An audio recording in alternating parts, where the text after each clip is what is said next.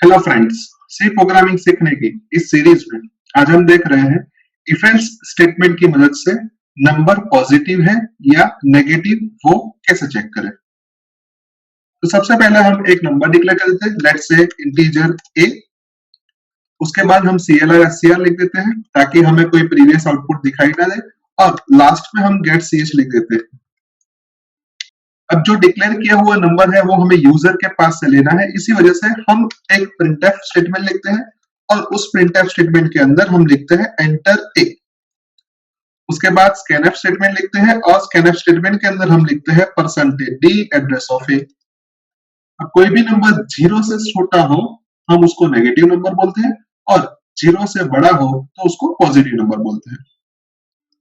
अब नंबर 0 से छोटा है या नहीं है वो कैसे चेक करें, उसके लिए हम लिखेंगे इफ a लेस देन 0, तो इफ ब्लॉक में हम कुछ लिखेंगे और एल्स ब्लॉक में हम कुछ लिखेंगे।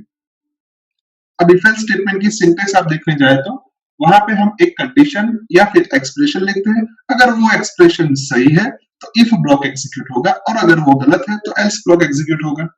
तो यहाँ पे हमने लिखा है a लेस देन 0, यानी कि a 0 से छोटा है, यानी कि हमारा नंबर नेगेटिव है। तो हम यहाँ पे सिंपली एक प्रिंटफ फंक्शन लिख देंगे और उसके अंदर हम लिखेंगे %d इज नेगेटिव, और %d की वैल्यू हम a से रिप्लेस कर देंगे।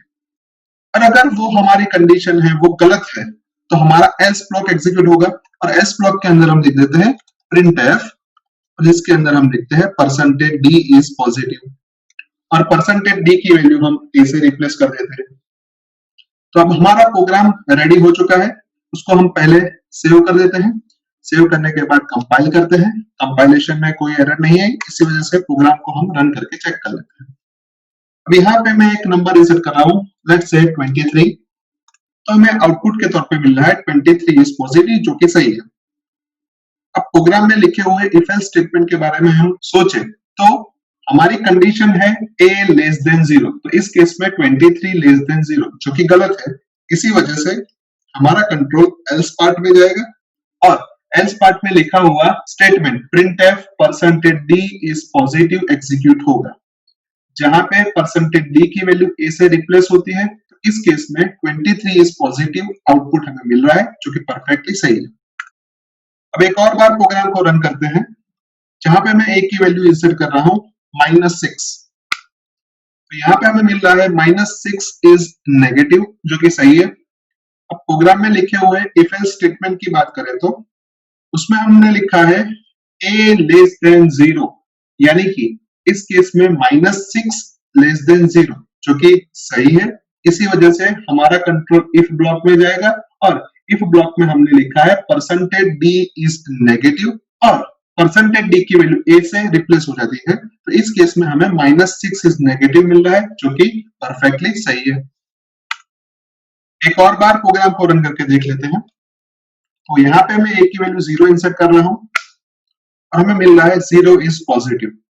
अभी 0 है वो पॉजिटिव नंबर भी नहीं है और नेगेटिव नंबर भी नहीं है, लेकिन हमें यहाँ पे 0 इज पॉजिटिव मिल रहा है। तो हम हमारे प्रोग्राम में लिखे हुई कंडीशन के बारे में डिस्कस करें तो वहां पे हमने लिखा है a लेस देन 0, यानी इस केस में 0 लेस देन 0, जो कि कंडीशन हमारी गलत है, इस वजह से एल्स पोर्शन में जाता है, और एल्स पोर्शन में हमने लिख दिया है %d इज पॉजिटिव। इस वजह से यहाँ पे हमें 0 इज पॉजिटिव आउटपुट मिल रहा है, जो कि परफेक्टली सही है। अभी यहाँ पे एल्स ब्लॉक में हम एक और कंडीशन लिख के वो भी चेक कर सकते हैं कि नंबर 0 है या नहीं है, लेकिन अभी के तौर पे सिर्फ हम ऐसा सोच लेते हैं कि 0 को हम पॉजिटिव गिनते हैं, तो हमारा प्रोग्राम परफेक्टली सही है। आई होप कि आपको इस प्रोग्राम में अच्छी तरीके से समझ आ चुकी होगी।